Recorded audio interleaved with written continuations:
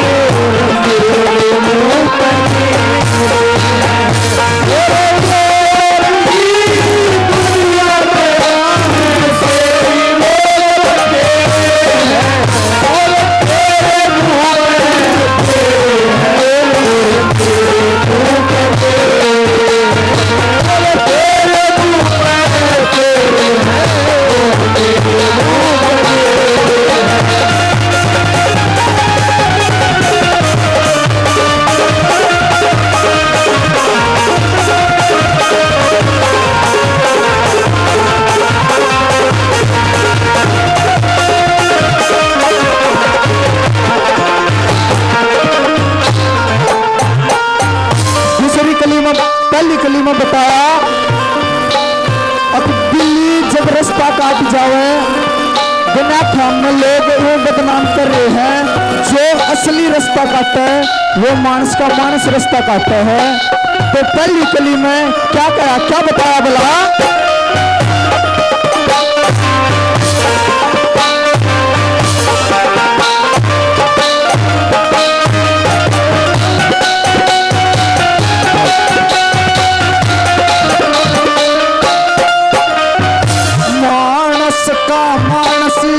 रास्ता काटे मानस का मानस रास्ता काटे, दिल्ली करे लखी बदना अंतर कुछ और और कुछ छुरी बगल में जरूरत की नमस तेरे की मतलब से सलाम